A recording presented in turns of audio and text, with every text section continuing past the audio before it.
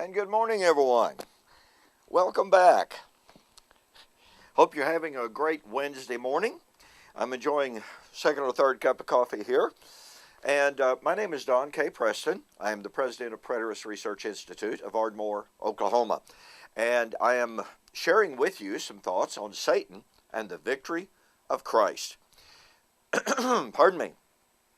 Everyone understands that biblically speaking, the destruction of Satan and his host, the what Paul calls the end of the charismata, and the establishment of the kingdom, i.e. the new creation, are all linked together. Paul specifically says that when that which is perfect would come, then prophecy would cease. That doesn't mean it would not be fulfilled. But he said tongues would cease to function, and miraculous inspired knowledge would cease to be as well. That is, cease to be given. In other words, the charismatic gifts would cease to be offered. Well, the great question, obviously, therefore, is, what is that which is perfect? This is the question that has and continues to be the object of discussion all throughout Christianity. Well, we have established one point, that whatever it is, it must be viewed as nothing different from the eschatological hope of Israel found in the Old Testament. Paul said, I preach nothing but the hope of Israel. Paul said he was on trial for his hope of the kingdom. Acts chapter 26. Paul said he was on trial for the resurrection. Acts 26. He said his hope of the resurrection was taken directly from the law and the prophets. Now, this is really, really important. There was one eschatological hope. Now, you might call it by different names. You might call it the kingdom. You might call it resurrection. You might call it the new creation. But the point of fact is, while those may be different nuances of that one eschatological hope, the writer of Hebrews makes it abundantly clear that from Abel all the way through, there was one eschatological hope. Matter of fact, in my recent debate with Joel McDermott at the 2012 Preterist Pilgrim Weekend here in Ardmore, Oklahoma, I kept emphasizing that there was one hope, Ephesians chapter 4, verse 4. That one eschatological hope, which the writer of Hebrews terms as the better resurrection, began with Abel, Noah, or Enoch, Noah, Abraham, Moses.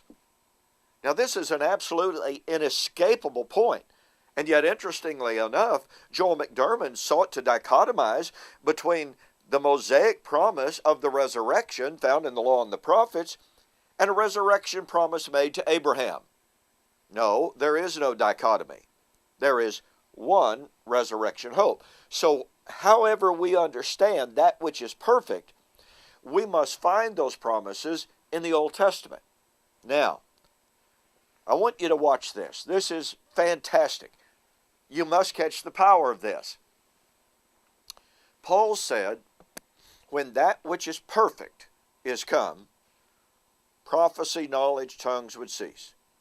He said, when I was a child, I spoke as a child. When I became a man, I put away those foolish things of childhood.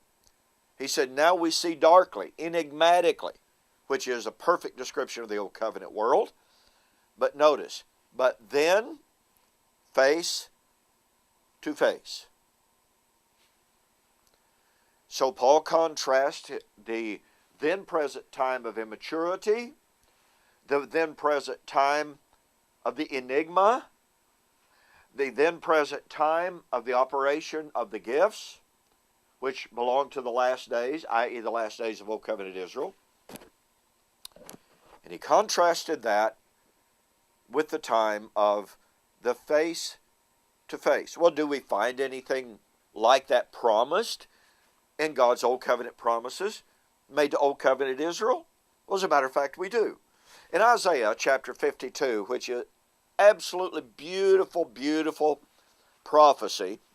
And by the way, it is a prophecy of the resurrection, when properly understood. Isaiah 52:1. Awake, awake, put on your strength, O Zion. Put on your beautiful garments, O Jerusalem, the holy city. See, these are wedding garments. When would the wedding take place? At the parousia. At the resurrection. For the uncircumcised and the unclean shall no longer come into you. Now watch this.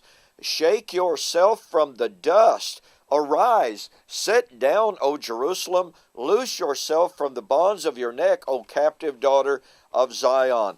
You know, this imagery of rising from the dust is absolutely resurrection imagery. So here is a prophecy of the, quote, restoration of Jerusalem and Israel, unquote, being raised out of the dust at the time of the wedding. Well, let's go on a little bit further in the text. Verse 7 and following.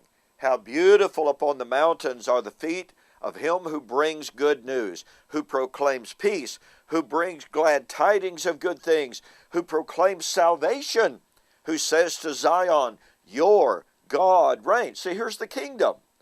Kingdom, defeat of Satan, go hand in hand. Your watchmen shall lift up their voices. With their voices they shall sing together. They shall see face to face when the Lord brings back Zion. Break forth into song, or into joy. Sing together, you waste places of Jerusalem, for the Lord has comforted his people. He has redeemed Jerusalem.